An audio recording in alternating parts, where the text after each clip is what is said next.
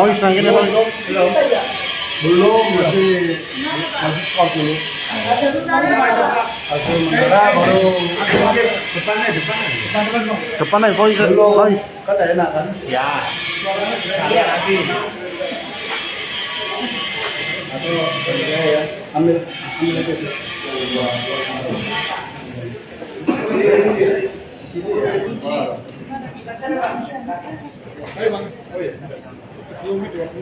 Kan belum. Dikit aja Pak. Sebenarnya secara lembaran lebih sedikit daripada kemarin, lebih sedikit, tetapi memang lebih detail ya, lebih detail. Kita menyampaikan ada 70 kejanggalan. Secara detail kita urut dari proses ini dengan harapan betul-betul JPU dan hakim tahu kalau kasus biasa itu tidak mungkin kejanggalannya terlalu banyak. Dan ini faktanya, fakta sidang juga dan proses awal persidangan juga semua kita jadikan satu, ketemu paling tidak 70 kejanggalan itu. Nah, dari 70 kejanggalan ini menyangkut tentang peristiwa sebelum sidang, peristiwa dakwaan, peristiwa pertama dan peristiwa kedua, termasuk juga di antara keduanya. Jadi jujur sebenarnya kalau dilihat dari adanya, nanti saya tunjukkan ya, sebenarnya pada tanggal 29 Oktober 2019 itu yang mengaku korban ini melapor ke polisi.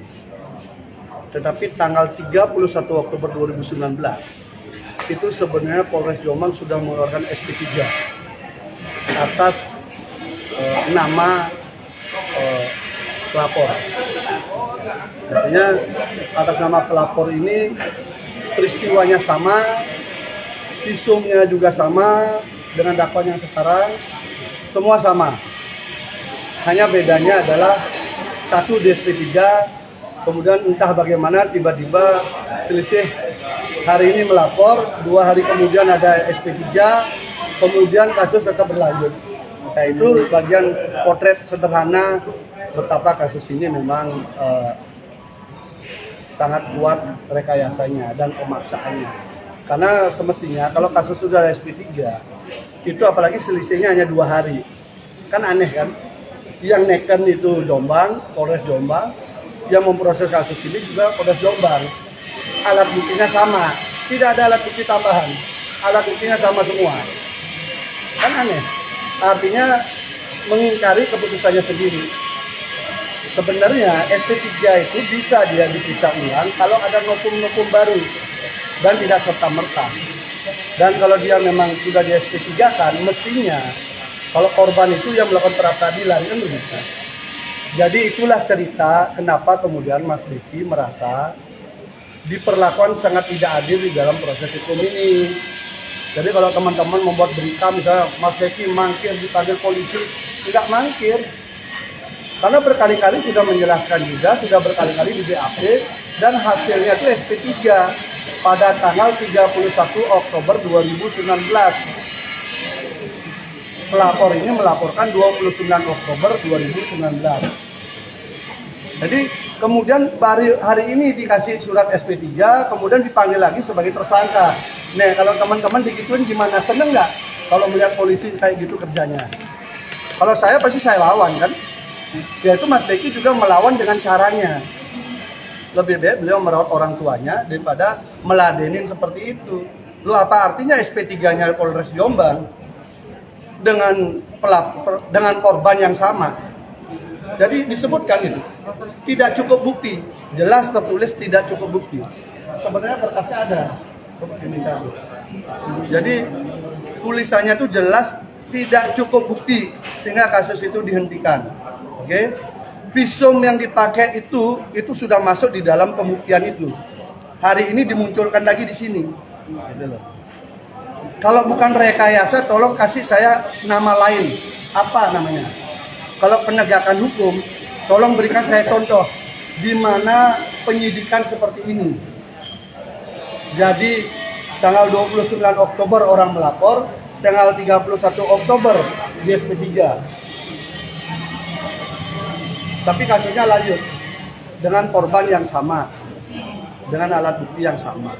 Inilah yang menyebabkan kemudian cara perlawanan beliau seperti kemarin. Tapi beliau ada semua di BAP, lengkap semua. Tetapi yang pasti fakta adalah dari pengaduan itu tidak pernah diklarifikasi, tidak pernah apa, langsung tersangka. Jadi kejanggalan ini kami ungkap di dalam persidangan sekarang. Jadi ya sudah, masa kasus sudah di SP3, korbannya sama disebutkan itu. Di SP3 nama korbannya siapa disebutkan. Lalu kemudian dilanjutkan lagi dengan korban yang sama, lalu dihukum 16 tahun. Bayangkan kalau penegak hukum kita kayak begitu dulu. Kalau gaya-gaya penegak hukum kita seperti itu, jujur saja, bandingkan saja, mana lebih jahat kasusnya Jaksa Pinangki dengan Mas Beki. Mana lebih jahat? Di JPU biar bisa pelajari inilah. Mana lebih jahat? Pinangki berapa sih dituntut, berapa sih dihukum? Beki bagaimana dengan kasus sudah di SP3 kan dilanjutkan lagi seperti sekarang. Ini kan contoh kan. Nah, kita biarkan pengadilannya seperti ini. Kan bukan pengadilan lagi, namanya penghakiman kan. Nah, kita berharap terukur saja. Atau juga kita sama-sama merekam. Hakim merekam, kami merekam, jaksa merekam. Saatnya kita eksaminasi, kita buka. Pertanyaannya adalah haruskah dibiarkan? Kalau kita semua nanti dicarikan 6 orang saja bersaksi testimonium de auditu, katanya dia bersaksi, lalu sampai dihukum, boleh nggak hukum kayak begitu? Ini begitu di sini. Jadi kesaksian testimonium de auditu melawan kesaksian fakta. Saksi fakta ini berusaha tidak dihadirkan oleh JPU, kami yang menghadirkan. Jadi pertarungannya dua saksi yang berbeda kelas. Satu saksi testimonium de auditu yang baru akhirnya belakangan ini diakui oleh JPU kan. Teman-teman udah tanya kan, terakhir akhirnya diakui kan, awal-awal kan tidak mau mengakui itu kan. Itu tidak boleh dalam KUHP, memang nggak boleh. Kita ada saksi fakta. Saksi fakta bahkan di dalam dakwaan disebutkan juga tidak mau dihadirkan. Inilah kejanggalan ini kami kumpulkan semua, ketemu jumlahnya 70 kejanggalan di dalam kasusnya Mas Beki. Ada 70 kejanggalan, sangat kasat mata. Orang tidak ngerti hukum pun baca dia akan tahu, termasuk soal SP3 tadi. Tanggal 29 Oktober dilaporkan, tanggal 31 Oktober keluar SP3, kasusnya tetap lanjut. Oh banyak, soal waktu. Soal waktu sebenarnya tanggal berapa sih yang kedua? Kan kami udah nanya kemarin. Kami udah nanya, gimana nih si korban ini datang ke lokasi, kemudian di situ diperkosa. Gimana caranya datang? Nggak dijelasin. Kan janggal kan? Apa orang bisa terbang langsung datang ke TKP untuk diperkosa? Kan enggak. Nah, itu contoh. Kemudian ada 70. Teman-teman mungkin dari wawancara saya udah ketemu ada berapa itu kan? Totalnya tuh ada 70. 70 kejanggalan. Dari kejanggalan itu JPU nggak merasa? Ya, mungkin tugas beliau begitu. Kalau JPU yang sering sidang mungkin merasa ya. Tapi kalau JPU yang hanya datang nuntut habis itu pergi lagi kan susah kita. Hanya karena kekuasaan aja. Itu yang jadi kesaksian itu, kemudian ada juga soal mandi pakai taman Sidomukti, itu juga tidak berutuh. Kemudian kolam yang bocor, dibilang di sana tempat ritual, juga tidak terbukti. Banyak sekali sebenarnya. Kalau di visum lagi, nah kami secara khusus mengulas visum ya. Jadi visum ini memang mungkin di antara semua kasus ini visumnya paling bermasalah. Kenapa? Ada 3 visum. 3 visum. Yang visum pertama ini sudah dipakai di kasus yang di SP3.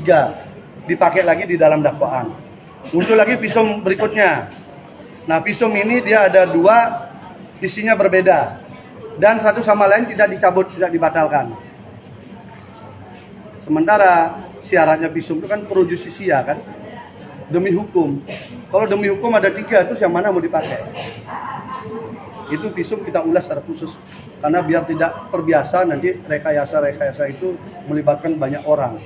Kita teringat dengan kasus kasusnya Sambo misalnya gitu kan, otopsi bisa di ini kan, kasus Antasari misalnya kan, Kalau kasus Antasari kan kita lihat sendiri bagaimana proyektil peluru dengan senjatanya kan berbeda. Hal-hal ini kalau dibiarkan kan rekayasa terus akan muncul di Republik kita. Sama dengan ini, visumnya sudah nggak kepake, tiba-tiba dimunculkan lagi. Itu kan janggal kan? Itu kira-kira.